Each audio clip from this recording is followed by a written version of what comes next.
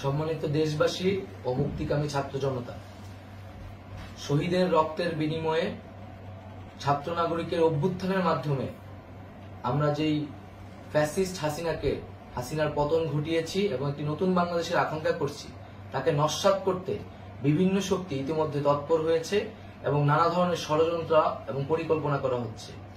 আমরা মুক্তিকামী ছাত্র জনতার পক্ষ থেকে স্পষ্টভাবে বলতে চাচ্ছি যে এই বাংলাদেশকে ফ্যাসিবাদী রেজিম থেকে মুক্ত করার জন্য এবং একটি নতুন বাংলাদেশ, জনগণের বাংলাদেশ প্রতিষ্ঠার জন্য সকল ধরনের ষড়যন্ত্রকে নস্যাৎ করার জন্য, প্রতিহত করার জন্য বাংলাদেশের ছাত্র জনতা কিন্তু সদা প্রস্তুত রয়েছে। আমরা দেখতে পাচ্ছি নানান জায়গায় লুটপাট, সহিংসতা এবং সাম্প্রদায়িক হামলার মতো ন্যাক্কারজনক ঘটনা ঘটছে। আমরা এর তীব্র নিন্দা জানাচ্ছি এবং আমরা মুক্তিকামী ছাত্র জনতার প্রতি আহ্বান জানাচ্ছি যে এই ধরনের ঘটনাকে প্রতিহত করার জন্য আমাদেরকে প্রস্তুত থাকতে হবে, আমাদেরকে দায়িত্ব নিতে হবে। কেউ যাতে এই আন্দোলনকে নস্যাৎ করার জন্য এই ধরনের ঘটনা ঘটানোর সুযোগ না পায়, সেদিকে আমাদের সদা সতর্ক থাকতে হবে।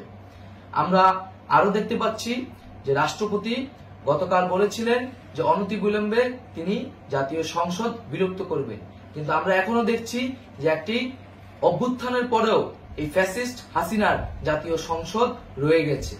তাই আমরা ঘোষণা করছি যে আজ দুপুর ৩টার মধ্যে এই ফ্যাসিস্ট হাসিনার যে জাতীয় সংসদ, সেই সংসদের বিলুপ্তি ঘোষণা করতে হবে। যদি আজ বিকাল ৩টার মধ্যে এই জাতীয় সংসদের বিলুপ্তির ঘোষণা না আসে, তবে আমরা কঠোর কর্মসূচি দিতে বাধ্য থাকব।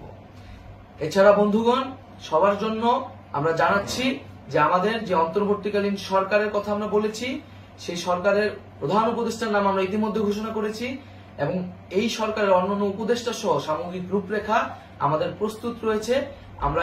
আমরা খুব শীঘ্রই সেই রূপরেখাটি জাতির সামনে উপস্থাপন করব।